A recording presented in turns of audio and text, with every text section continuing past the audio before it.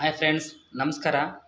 ನಾನಿವತ್ತು ಈ ಆಟೋ ಚಾಲಕರಿಗೆ ಅಥವಾ ಕ್ಯಾಬ್ ಡ್ರೈವರ್ಗಳಿಗೋ, ಟೋಟಲ್ ಎಲ್ಲ ಡ್ರೈವರ್ಗಳಿಗೂ ನಾನು ಒಂದು 2 ನಿಮಿಷ ಒಂದೆರಡು ಮಾತಾಡಬೇಕಂತ ನಾನು ಇಷ್ಟಪಡ್ತೀನಿ. ಯಾಕಂದರೆ ಈ ಜವಾಬ್ದಾರಿ ಅನ್ನೋದು ನಮ್ಮ ತಲೆ ಮೇಲೆ ಇದ್ದಾಗ ಅಥವಾ ನಮ್ಮ ಹೆಗಲ ಮೇಲೆ ಇದ್ದಾಗ ನಾವು ಇಷ್ಟು ಸಂಪಾದನೆ ಮಾಡಬೇಕು ಅಂತ ಒಂದು ಟಾರ್ಗೆಟ್ ಮಾಡಿಕೊಂಡೇ ನಾವು ಆಟೋ ಲೈನ್ಗಾಗಲಿ ಕಾರ್ ಡ್ರೈವರ್ಗಾಗಲಿ ಏನೋ ಬರ್ತೀವಿ.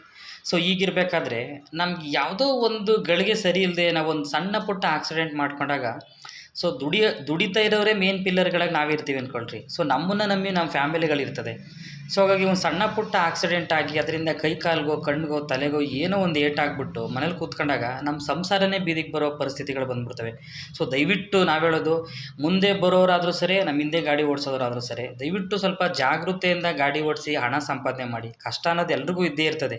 ಸೊ ಹಾಗಾಗಿ ನಿದ್ದೆಗೆಡ್ತಾರೆ ಕೆಲವರು ಹಸ್ಕೊಂಡು ಡ್ಯೂಟಿ ಮಾಡ್ತಾ ಇರ್ತಾರೆ. ಎಲ್ಲ ಡ್ರೈವರ್ ಅಣ್ಣ ತಮ್ಮಂದಿರುಗಳು ನಾನು ಒಂದು ಮಾತು ಹೇಳಕ್ಕೆ ಇಷ್ಟಪಡ್ತೀನಿ. ನಮ್ಮನ್ನೇ ನಂಬ್ಕೊಂಡು ನಮ್ಮ ಮನೇಲಿ ಒಂದು ಫ್ಯಾಮಿಲಿ ಅಂತ ಇದ್ದೇ ಇರ್ತದೆ. ದಯವಿಟ್ಟು ಹುಷಾರಾಗಿ ಗಾಡಿ ಓಡಿಸಿ.